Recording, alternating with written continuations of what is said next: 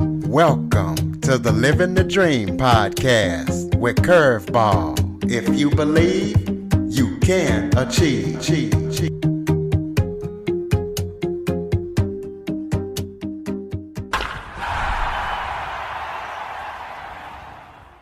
Welcome to the Living the Dream with Curveball podcast, a show where I interview guests that teach, motivate, and inspire.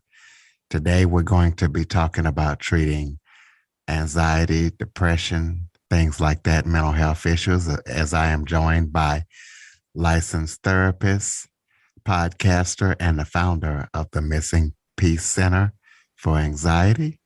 Her name is Laura Rhodes-levin. She's been on shows on Fox News and KABC, spreading her expertise. So we're going to be talking to her about her organization and how she treats anxiety, depression, and things like that, and trauma.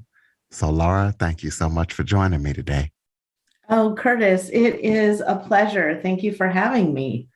And I love living the dream. Absolutely. Well, why don't you start off by telling everybody about yourself and what you do, how you got started?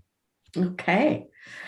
Well, I guess to start with, living my dreams was very difficult as a little girl. I struggled terribly with anxiety and always thought there was a noise outside of my bedroom window and called the police on a lot of raccoons.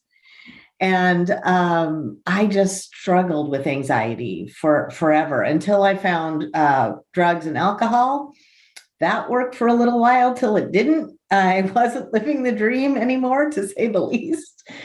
And so 15 and a half years ago, almost to the day, actually, April 1st would be 15 and a half years, I got sober and I started to learn how to cope with my anxiety in a healthy, sound, actually fun way. And now I've founded a center called The Missing Piece, PEACE, like Peace of Mind, Center for Anxiety. And we help people every day to cope with their anxiety, their trauma, their depression, and we love it. We absolutely love it. Well, what do you feel like made you have so much stress and anxiety as a young girl? Interestingly enough, I'm actually writing a book on this too. I've learned that it's not just the trauma that you're born into, but trauma is generational and it's passed down through to us through our genes. Just like I have brown eyes and brown hair, I have anxiety, and that came from my relatives. And as I study years of persecution, in my family background and constantly running for our lives and trying to stay alive, even though I was born in Tarzana and I'm in a perfectly good place, that anxiety was with me anyway. Well, tell us about the Center for Anxiety, the Missing Piece Center. Tell us about why you decided to found that, and you have several interesting ways that you guys use to treat anxiety and depression and trauma. So talk about those and just kind of tell us what you guys do. Sure. So first of all, we have what is called an intensive outpatient program. And what that means is most people come to us for 9 hours a week. 3 hours a day, 3 days a week, which may sound like a lot, but it really goes by so quickly. And we take most insurances, most PPOs, and we're in network with Aetna and Cigna and Optum, and we take Anthem Blue Cross and Blue Shield. Anyway, what I've learned is, even though I think I'm a good therapist, and all of our therapists are good, it takes more than flour to make cake. And if you have a dog and your dog is freaked out, you're not going to say, "What triggered you, Rex?" You're going to calm that animal down. And as human beings with a frontal cortex, we tend to want to think our way out of our problems, our anxiety, our depression. But the first way to do that is to calm down your body, to calm down the animal. Otherwise, you really can't think clearly. You're trapped in that emotion brain. And so I'm trying to reintroduce the phrase "come to your senses." Literally, we do aromatherapy, we do music therapy, we do play and art therapy, movement. We work directly with the brain with neurofeedback, and we work with energy, and regular therapy and in groups. And when you learn that you can make yourself feel better with the very tools that the universe gave you, you feel so much more in control, because anxiety is not what's wrong with us. It's what's right with us. We're supposed to be able to detect danger at any turn, but we've just overwhelmed our brains so much these days that we just can't even drive next to the wall on the freeway anymore. Our brains are so overwhelmed. So learning how to soothe yourself and calm yourself down and then rethink about your problems once you've done that is what we do. Was that too long? No, that was perfect.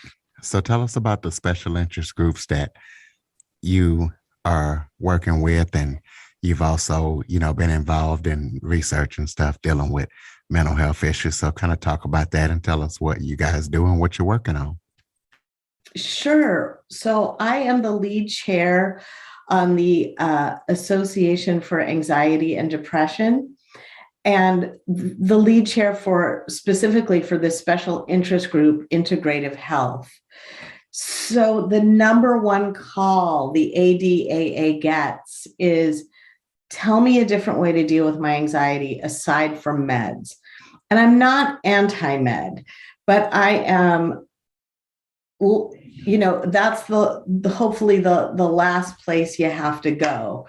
And sometimes meds help right off the top, but I have found as a therapist that people come in with anxiety and doctors give them meds. And the worst thing they do is they give them anti-anxiety meds, which is a benzodiazepine, which creates addiction in the body. So you're basically just inviting anxiety into your life along with a drug addiction problem. So people are really seeking different ways to cope with their anxiety and depression. And we actually started doing trials out of our center on HeartMath, which is a method in which when you talk about something, your blood pressure changes and you can see it on the screen. You think good things and your heart rate is one way. You think bad things, your heart rate is another way. And so that's the focus, is let's try. We finally got meditation and things like yoga into the mainstream. Meditation's so important, and mindfulness. But again, they're overused terms. What does mindfulness even mean? And when you introduce the five senses, or the six senses even, to mindfulness, it becomes much more tangible because it's an action. It's not an idea. Well, you've also got a lot of awards for your wonderful work. Tell us about the National Council for Jewish Women. Tell us about the great awards you received and why. Oh, gosh. So a while ago, I love working with kids, and I was seeking out ways to work with children. And I found a little home in the National Council of Jewish Women for many years, where funding for elementary schools were not happening. And they were literally closing down libraries because no one would fund them. So we volunteered in the library to keep the library open, continue to read stories with the kids, encourage literacy. I created programs on top of that, like an after-school homework club and a comic book club where you created your own superhero. And I ended up getting nominated by the city or awarded by the city of West Hollywood the Unsung Hero Award, which is very special to me. And just recently, Who's Who in American Women has just asked me to be a part of their zeitgeist or directory, what have you, marquees, Who in American Women, which was also very exciting for me. Well, I know another thing that should be very exciting for you. You talked about how you're working on a book. So can you give us any details about that or what the book's going to be about when it's coming Yeah. out? The working title is The Anxiety User Manual, and it is going to be a memoir about multi-generational anxiety and how it was passed down through generations of women in my family. And then, interestingly enough, how in my generation, you suddenly see a lot of drug and alcohol addiction. And I wondered, why is that all of a sudden? And that's because of the culture in the 60s and 70s. We found a new way to deal with anxiety. So that created, again, that problem on top of the problem. So the middle part of the book is my struggle with my own fear and my own anxiety that was passed down to me. And then the third part of the book is my emergence from that and hopefully being able to shed that trait and not only shed it, but to really help others in doing it. And I'm trying to generate a pre-audience for that with my podcast, which is on my YouTube channel. So if you go to my YouTube channel, which is Laura Rhodes-levin, and hit subscribe, you will get weekly videos on, and also it's a podcast on Spotify, Apple Music, etc., to deal with your anxiety every week. Yeah, I was just gonna ask you about your podcast there. Oh, did I beat you to it? Yep, you sure did. So besides your book and your podcast that you're doing, are there any other upcoming projects that people need to know about? Not that I'm doing specifically. I have a call. There's a very interesting thing I've learned, that even though, Curtis, you and I live in the same world, and my sister and I live in the same world, and my brother and I live in the same world, we actually live in different universes. I don't know if that makes sense, but the world that I perceive is very different than the world that others can perceive. There are some people who are so frightened, that perhaps a meteor is going to hit Earth, or they're consumed with really heavy news stuff.